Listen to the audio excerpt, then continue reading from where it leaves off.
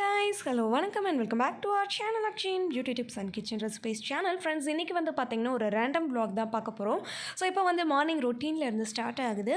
So பார்த்தீங்கன்னா மார்னிங்க்கு வந்துட்டு நான் தாளித்த தக்காளி சாதம் செய்யலாம் அப்படின்ட்டு பிளான் பண்ணியிருக்கேன். ஸோ அதுக்காக வந்துட்டு ஒரு டேபிள் ஸ்பூன் அளவுக்கு எண்ணெய் ஆட் பண்ணிக்கிறேன். எண்ணெய் காஞ்ச உடனே கடுகு உளுத்தம்பருப்பு போட்டுக்கிறேன். அண்ட் கடுகு உளுத்தம்பருப்பு பொரிஞ்ச உடனே வந்துட்டு பார்த்தீங்கன்னா ஜீரகம் வந்துட்டு ஒரு டீஸ்பூன் அளவுக்கு ஆட் பண்ணிக்கிறேன். ஸோ ஜீரகம் எல்லாம் நல்லா பொரிஞ்சு வந்ததுக்கப்புறமா ஒரு கைப்பிடி அளவுக்கு கருவேப்பிலை போட்டு நல்லா பொரிய விட்டதுக்கப்புறமா ஆனியன் வந்துட்டு நல்லா சாப் பண்ணி எடுத்து வச்சுருக்கேன். ஸோ அந்த ஆனியன் வந்துட்டு நான் ஆட் பண்ணிக்கிறேன். ஸோ இது வந்துட்டு ஒரு 3 டீஸ்பூன் அளவுக்கு ஆனியன் நல்லா பொன்னிறமாக ஆனதுக்கப்புறமா 2 மிளகாய்த்தூள் உள்ளே போட்டு நல்லா வந்துட்டு வதங்க விடுறேன். ஸோ இது கூடவே வந்துட்டு ஒரு 1/4 டீஸ்பூன் அளவுக்கு பெருங்காயத்தூள் ஆட் பண்ணியிருக்கேன். ஸோ இது எல்லாமே நல்லா வதங்கி நல்லா வாசம் வரும்போது ஒரு மீடியம் சைஸ் ஆனியனை நான் கட் பண்ணி எடுத்து வச்சுருக்கேன். ஸோ அதையும் உள்ளே போட்டு நல்லா வதங்க விடலாம். அது நல்லா வதங்கினதுக்கப்புறமா வந்துட்டு ஒரு 5 மீடியம் சைஸ் தக்காளி நான் கட் பண்ணி எடுத்து வச்சுருக்கேன். அதை உள்ளே போட்டு நல்லா வதங்க விடலாம். சுருள வதங்க விடுவோம். ஸோ இப்போ இதுக்கு வந்துட்டு தேவையான அளவுக்கு மிளகாய்த்தூள் ப்ளஸ் மஞ்சள் தூள் ஆட் பண்ணிக்கிறேன். ஸோ நான் மிளகாய்த்தூள் 1 டீஸ்பூன் அளவுக்கு ஆட் பண்ணிக்கிறேன். அண்ட் மஞ்சள் தூள் வந்துட்டு 1/4 டீஸ்பூன் அளவுக்கு ஆட் பண்ணிக்கிறேன். ஸோ உங்களுக்கு மிளகாய்த்தூள் வந்துட்டு நார்மல் மிளகாய்த்தூள் வந்துட்டு நீங்கள் ஒரு 1/2 டீஸ்பூன் ஆட் பண்ணிவிட்டு காஷ்மீரி மிளகாய்த்தூள் 1/2 டீஸ்பூன் ஆட் பண்ணிக்கலாம், கலர் வேணும் அப்படின்ட்டு விரும்புகிறவங்க. ஸோ நான் யூஸ் பண்ணியிருக்க தக்காளி பார்த்திங்கன்னா நாட்டு தக்காளி. ஸோ அதங்காட்டி நல்ல புளிப்பாக இருக்கும். நீங்கள் வந்துட்டு இது பெங்களூர் தக்காளி எதுவும் யூஸ் பண்ணுறீங்க அப்படின்னா வந்துட்டு இந்த புளிப்புக்காக லைட்டாக வந்துட்டு நீங்கள் லெமன் ஜூஸ் கூட பிழிஞ்சு விடலாம். ஸோ ரொம்ப பிழிஞ்சு விட்டுறாங்க, ஒரு 1/2 டீஸ்பூன் அளவுக்கு பிழிஞ்சு விட்டிங்கன்னா போதும். ஓகேங்களா? ஸோ இதை நல்லா மஷியை குக்காக விடுவோம். ஸோ இதுக்கு வந்துட்டு ஒரு 1/2 டம்ளர் வந்துட்டு தண்ணி ஆட் பண்ணிவிட்டு இதை நல்லா வதங்க விடுவோம். ஸோ இதுக்கு வந்துட்டு கொஞ்சம் எண்ணெய் அதிகமாக தான் ஊற்றணும், அப்போ தான் ஃப்ளேவர் நல்லாயிருக்கும். அதே மாதிரி இந்த சாதம் செய்யும்போது செய்யக்கூடிய எண்ணெய் வந்துட்டு பார்த்திங்கன்னா கடலை எண்ணெயாக இருக்கணுங்க, அப்போ தான் டேஸ்ட் சூப்பராக இருக்கும். ஸோ இப்போ இது கூட வந்துட்டு தேவையான அளவுக்கு உப்பை ஆட் பண்ணிவிட்டு இதை நல்லா சுருள வதங்க விடுவோம். ஸோ எண்ணெயெல்லாம் நல்லா பிரிஞ்சு வரணும். அப்போ வந்துட்டு நம்ம எடுத்து வச்சுருக்கக்கூடிய ரைஸை வந்துட்டு உள்ளே ஆட் பண்ணிக்கலாம். ஸோ ரைஸை உள்ளே ஆட் பண்ணிவிட்டு இதை நல்லா ஒரு தடவை மிக்ஸ் பண்ணி விட்டு லைட்டாக ஹீட் ஆனவுடனே ஸ்டவ் ஆஃப் பண்ணிடலாங்க. ஸோ நம்மளோட சூப்பரான தக்காளி சாதம் வந்துட்டு சூப்பராக ரெடி ஆகிடுச்சு. ஸோ மார்னிங் சாப்பாடுக்கு வந்துட்டு இது செம்ம சூப்பராக டேஸ்டியாக இருக்கும். அண்ட் இதுக்கு வந்துட்டு நான் சைடிஷாக என்ன பண்ணியிருக்கேன்னு பார்த்தீங்கன்னா கருவாடு. ஸோ கருவாடு வந்துட்டு இதுக்கு சூப்பராக இருக்குங்க. ஸோ என் ஹஸ்பண்டுக்கு என் பையனுக்குலாம் ரொம்ப பிடிக்கும் இந்த சாப்பாடோட கருவாடு வச்சு சாப்பிட்றது. ஸோ அடுத்து நம்ம கருவாடு எப்படி பண்ணலாம் அப்படிங்கிறத பார்க்கலாம். ஸோ ஒரு 5 நிமிஷம் விட்டு ஸ்டவ் ஆஃப் பண்ணிங்கன்னா நம்மளுடைய இந்த தக்காளி சாதம் வந்துட்டு சூப்பராக ரெடி ஆகிடுச்சு. ஸோ இப்போ கருவாடு பண்ண ஆரம்பிச்சிடலாம். இப்போ இதுக்கு வந்துட்டு நான் கடலெண்ணெய் வந்துட்டு கொஞ்சம் நிறையாவே ஊற்றிக்கிறேன். ஒரு 2 டேபிள் ஸ்பூன் அளவுக்குமே வந்துட்டு நான் எண்ணெய் ஆட் பண்ணிக்கிறேன். ஸோ கருவாடுக்கு வந்துட்டு எண்ணெய் ஆட் பண்ணும்போது தான் வந்துட்டு டேஸ்ட் நல்லாயிருக்கும். ஓகேங்களா? ஸோ அதுங்காட்டி எண்ணெய் ஆட் பண்ணிக்கிறேன். ஸோ எண்ணெய் நல்லா ஹீட் ஆன உடனே வந்துட்டு நான் 3 நகர கருவாடை வந்துட்டு வாஷ் பண்ணி க்ளீன் பண்ணி எடுத்து வச்சுருக்கேன். அதை உள்ளே போட்டு நல்லா அந்த கருவாடோட ஸ்மெல் வரும் பார்த்தீங்களா, வாசம் வரும் பார்த்தீங்களா, அந்தளவுக்கு வந்துட்டு வறுத்து எடுத்துக்க போகிறேன்.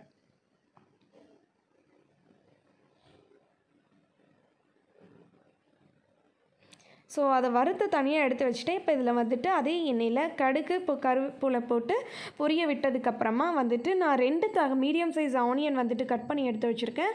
அந்த ஆனியனை வந்துட்டு நல்லா சுருள வதக்க விட போகிறேன். ஸோ அதுக்கு வந்துட்டு தேவையான அளவுக்கு, அதாவது இந்த ஆனியனுக்கும் டொமேட்டோவுக்கு மட்டும் தேவையான அளவுக்கு வந்துட்டு நான் உப்பை ஆட் பண்ணிக்கிறேன். கருவாட்டில் வந்துட்டு ஆல்ரெடி நம்ம உப்பு இருக்கும், அதுங்காட்டி வந்துட்டு ரொம்ப உப்பு ஆட் பண்ணாதீங்க.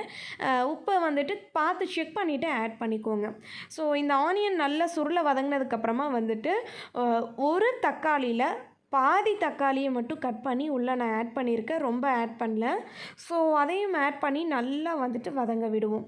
ஸோ இது வந்துட்டு தக்காளி வந்துட்டு ஆட் பண்ணுறதுனால ஆட் பண்ணிக்கலாம், இல்லை ஸ்கிப் கூட பண்ணிடலாம். ஆனியன் மட்டும் போதும்னா கூட இது பண்ணிக்கலாம். ஸோ தக்காளி ஆட் பண்ணும்போது லைட்டாக அந்த புளிப்பு இருக்கும். ஸோ அதுங்காட்டி தான் நான் தக்காளி ஆட் பண்ணியிருக்கேன். ஸோ இதை நல்லா வந்துட்டு மஷியாக குக்காக விடுவோம், நல்லா சுருள வதங்க விடலாம். ஸோ இது நல்லா வதங்கினதுக்கப்புறமா கருவாடு போடுறதுக்கு ஒரு 2 நிமிஷத்துக்கு முன்னாடி இந்த டிஷ்க்கு தேவையான அளவுக்கு மிளகாய்த்தூள் வந்துட்டு உங்களோட டேஸ்ட்டுக்கு ஏற்ற மாதிரி, உங்களோட காரத்துக்கு ஏற்ற மாதிரி போட்டுக்கலாம். இங்கே வந்து நான் 1 டீஸ்பூன் அளவுக்கு ஆட் பண்ணியிருக்கேன். ஸோ ஆட் பண்ணி இதை நல்லா வதங்க விடுவோம். ஸோ இப்போ வந்துட்டு இது கூடவே இந்த மிளகாய் தூள் போட்ட 2 நிமிஷத்துக்குள்ளேயே வந்துட்டு நம்ம கருவாடை போட்டுறணும். ஸோ ரொம்ப டைம் ஆக விடக்கூடாது. அப்புறம் மிளகாத்தூள் வந்துட்டு கரிய ஆரம்பிச்சிடும். ஓகேங்களா? ஸோ இப்போ கருவாடை ஆட் பண்ணியாச்சு. ஆட் பண்ணிவிட்டு ஒரு 2 பெரட்டிட்டு நம்ம ஸ்டவ் ஆஃப் பண்ணிட்டோம்னா போதும். நம்மளோட கருவாடு தொக்கு வந்துட்டு சூப்பராக ரெடி ஆகிடுச்சு. இதுதான் காலையில் பிரேக்ஃபாஸ்ட் சாப்பாடு. நாங்கள் சூப்பராக சாப்பிட்டு முடிச்சிட்டோம். ஸோ இப்போ வந்துட்டு மதியம் சமையல் பண்ண ஆரம்பிச்சிருக்கேன். மதியம் பார்த்திங்கன்னா வந்துட்டு சிக்கன் குழம்பு வைக்கலாம் அப்படின்னு சொல்லிட்டு ஒரு பிளான். கிளைமேட்லாம் வந்துட்டு நல்லா ஜில்லுன்னு இருக்கங்காட்டி கொஞ்சம் டேஸ்டியாக சூடாக அது மாதிரி வந்துட்டு நல்லா காரசாரமாக சாப்பிடணுன்ட்டு ஒரு மாதிரி மைண்ட் செட் இருந்துச்சு. ஸோ அங்காட்டி கருவாடு சிக்கன் வாங்கிட்டு வர சொன்னேன். இப்போ இதில் வந்துட்டு பட்டை, கிராம்பு, சோம்பு, கற்பாசி அதான் இந்த ஸ்பைசஸ் எல்லாமே போட்டு நல்லா பொரிய விடுறேன். ஸோ இது நல்லா பொரிஞ்சு வந்ததுக்கப்புறமா வந்துட்டு ஒரு மீடியம் சைஸ் வெங்காயம் கட் பண்ணி எடுத்து வச்சுருக்கேன். அதை உள்ளே ஆட் பண்ணி இதை நல்லா வதங்க விட்டுருவோம்.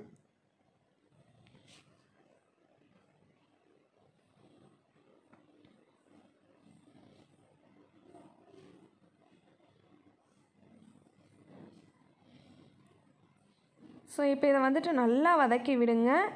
இந்த ஆனியன் வந்துட்டு நல்லா வந்துட்டு பொன்னிறமாக வதங்கி வரணும். அந்த கோல்டன் கலரில் வரணும். அந்தளவுக்கு வந்துட்டு வதக்கி விடுங்க. ஸோ ஆனியன் நல்லா டிரான்ஸ்பரண்ட் ஆகிற வரைக்குமே நல்லா குக் பண்ணி விடுங்க.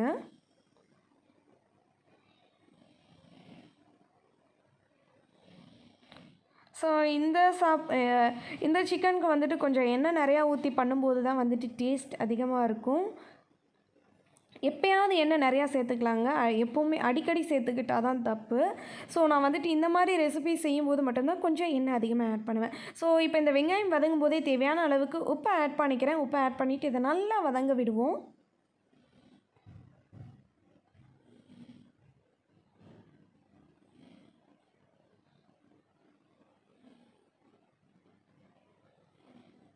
ஸோ இப்போ ஆனியன் வந்துட்டு நல்லா டிரான்ஸ்பரண்ட்டாக வதங்கிடுச்சு. இப்போ பார்த்தீங்கன்னா வந்துட்டு ஒரு டேபிள் ஸ்பூன் அளவுக்கு நான் ஜிஞ்சர் கார்லிக் பேஸ்ட் எடுத்து வச்சுருக்கேன். அதை உள்ளே ஆட் பண்ணிக்கிறேன்.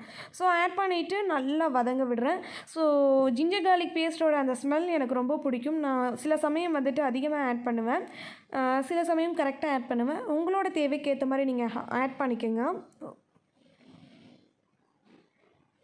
ஸோ இந்த ஜிஞ்சர் கார்லிக் பேஸ்ட் அதோட பச்சை வாசம் போனதுக்கப்புறமா 3 மீடியம் சைஸ் தக்காளி நான் கட் பண்ணி எடுத்து வச்சுருக்கேன். அதையும் உள்ளே ஆட் பண்ணிவிட்டு இதை நல்லா வதக்கி விடுவோம்.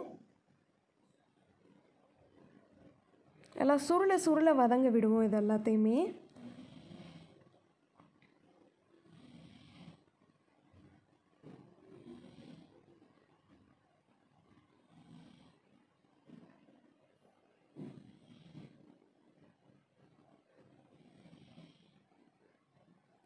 ஸோ இது நல்லா வதங்கி வரட்டும்.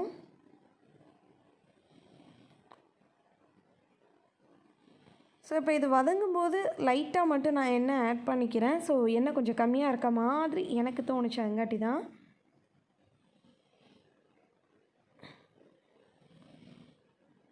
ஸோ நான் ஓவராலாக 1 டேபிள் ஸ்பூன் சொன்னது இந்த எண்ணெய் எல்லாத்தையுமே சேர்த்து தான் 1 டேபிள் ஸ்பூன் நான் சொன்னேன். ஸோ இந்த ஸ்டேஜில் எனக்கு தேவைப்பட்டுச்சு அப்படின்றதுக்காக தான் நான் ஆட் பண்ணியிருக்கேன். பட் நான் ஸ்டார்டிங்கில் சொன்னது 1 டேபிள் ஸ்பூன் நீங்கள் ஆட் பண்ணிங்கனாலே போதும். ஸோ இந்த தக்காளி எல்லாத்தையுமே நல்லா குழையிற அளவுக்கு நல்லா குக் பண்ணி விடுங்க.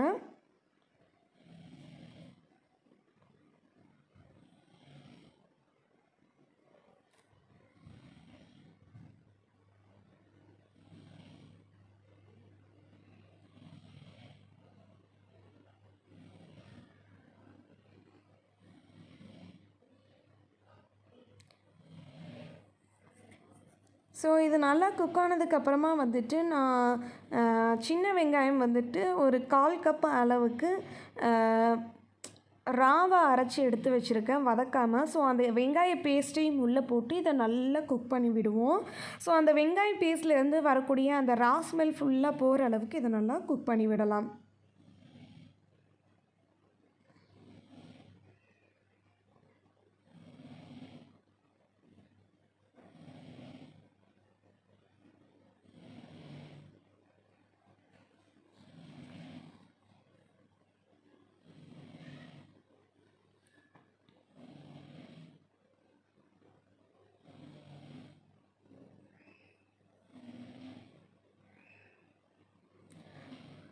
ஸோ இது கூடவே லைட்டாக நான் தண்ணியை ஆட் பண்ணிக்கிறேன். நல்லா வதங்கி வரட்டும். நல்லா அந்த ஆனியன்லேருந்து ரா ஸ்மெல் போனோடனே ஒரு சூப்பரான வாசம் வரும். ஸோ அந்த ஸ்மெல் வர வரைக்கும் நல்லா குக் பண்ணி விடலாம். ஸோ இப்போ இது வதங்கும் போதே பார்த்தீங்கன்னா ஒரு டீஸ்பூன் அளவுக்கு மிளகாய்த்தூள், அப்புறம் வந்துட்டு நல்லா வதங்க விடுவோம். மிளகாய்த்தூள் ஆட் பண்ணிவிட்டு அதுக்கப்புறம் பார்த்தீங்கன்னா 2 டீஸ்பூன் அளவுக்கு மல்லித்தூள் ஸோ வந்துட்டு ஆட் பண்ணிக்கோங்க. நான் 1க்கு 1 ஆட் பண்ணுவேன், நீங்கள் 1க்கு 2 ஆட் பண்ணிக்கோங்க. ஸோ ஆட் பண்ணிவிட்டு இதை நல்லா வதங்க விடுங்க. ஸோ அப்புறம் இது பார்த்திங்கன்னா பட்டை கிராம்பு பொடி. ஸோ நம்ம அந்த பிரியாணிக்கு ஆட் பண்ணுவோம் பார்த்திங்கன்னா பட்டை கிராம்பு ஏலக்காய் இதெல்லாம் போட்டு, ஸோ அந்த பவுடர் லைட்டாக ஆட் பண்ணிக்கிறேன். ஸோ நான்வெஜ்ஜுக்கு இதை ஆட் பண்ணோம்னா நல்லா செம்ம ஃப்ளேவர் கொடுக்குங்க. ஸோ இது எல்லாத்தையுமே ஆட் பண்ணிவிட்டு நல்லா வதங்க விடுவோம். ஸோ இந்த ஆனியன் வந்துட்டு நல்லா அந்த ரா ஸ்மெல் போகிற அளவுக்கு குக் ஆனதுக்கு அப்புறமா வந்துட்டு நான் ஒரு 1/2 kg சிக்கனை வந்துட்டு இங்கே வாஷ் பண்ணி எடுத்து வச்சுருக்கேன். ஸோ அந்த சிக்கனை உள்ள ஆட் பண்ணிக்கலாம்.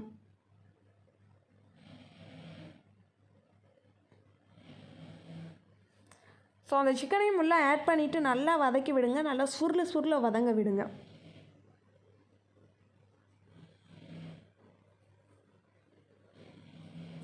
ஸோ இது வதங்கும் போதே பார்த்திங்கன்னா ஆச்சி சிக்கன் மசாலா தூள் வந்துட்டு நான் எடுத்து வச்சுருக்கேன்.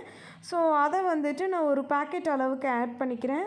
ஸோ இதுக்கு பதிலாக நீங்கள் சக்தியில் இருக்கக்கூடிய சிக்கன் மசாலா தூள் கூட ஆட் பண்ணலாம். உங்களோட டேஸ்ட்டுக்கு ஏற்ற மாதிரி வந்துட்டு இந்த மிளகாய் தூளை ஸோ இந்த மசாலா தூளை நீங்கள் ஆட் பண்ணிக்கோங்க.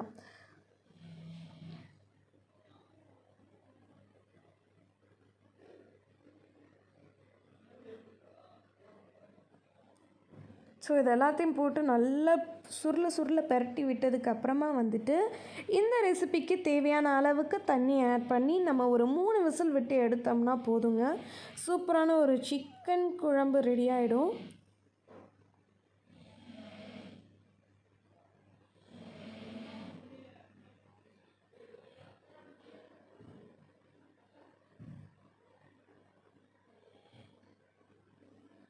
ஸோ இந்த லெவலில் வந்துட்டு நீங்கள் இந்த அளவுக்கு தண்ணி ஊற்றுறதுனாலும் சரி, இல்லை கொஞ்சம் தண்ணி அதிகமாக ஊற்றுறதுனாலும் சரி ஊற்றிக்கிங்க. அண்ட் சிக்கன்லேயும் தண்ணி விட்டு வராதுங்காட்டி தான். ஸோ இப்போ வெயிட் போட்டு 3 விசில் மட்டும் விட்டோம்னா நம்மளோட சிக்கன் குழம்பு சூப்பராக ரெடி ஆகிடுச்சு.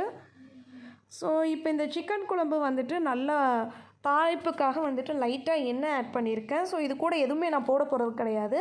எண்ணெய் ஹீட்டான உடனே நம்ம வச்சுருக்கக்கூடிய அந்த சிக்கன் குழம்பு இருக்குது பார்த்திங்களா, அதை உள்ளே ஆட் பண்ணிவிட்டு நல்லா கொதிக்க விடலாம்.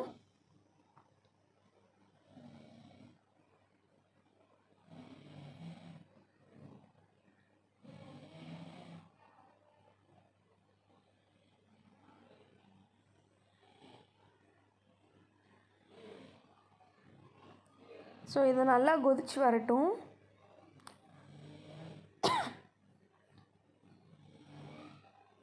ஸோ இது கொதிச்சு வரும்போது உப்பு காரம் எல்லாம் செக் பண்ணிவிட்டு உங்களுக்கு உப்பு கம்மியாக இருக்குன்னா வந்துட்டு உப்பை ஆட் பண்ணிக்கோங்க. ஆட் பண்ணிவிட்டு ஒரு 5 நிமிஷம் அது நல்லா கொதிச்சு வரட்டும். நம்மளோட சூப்பரான சிக்கன் குழம்பு வந்துட்டு சிக்கன் சால்னா சூப்பராக ரெடி ஆகிடும்.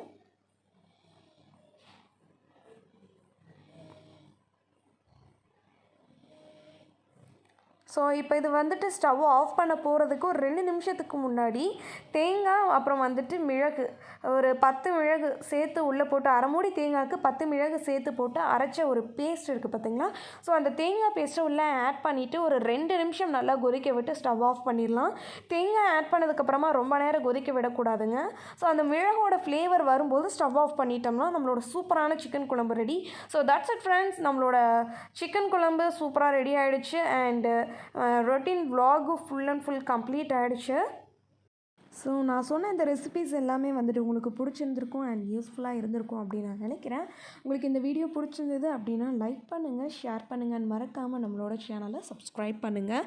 ஸோ இந்த ரெசிபீஸ் எல்லாத்தையுமே ட்ரை பண்ணி பார்த்துட்டு உங்களோட கமெண்ட்ஸு கீழே கமெண்ட் பாக்ஸில் லிவ் பண்ணுங்கள். ஸோ நெக்ஸ்ட் ஒரு இன்ட்ரெஸ்டிங்கான வீடியோவோடு உங்களை நான் மீட் பண்ணுறேன். அது வரைக்கும் உங்களுக்கு டாட்டா பாய் பாய் சொல்லிவிட்டு கிளம்புறது நான் உங்களோட கார்த்திகா கோபிநாத். பாய்.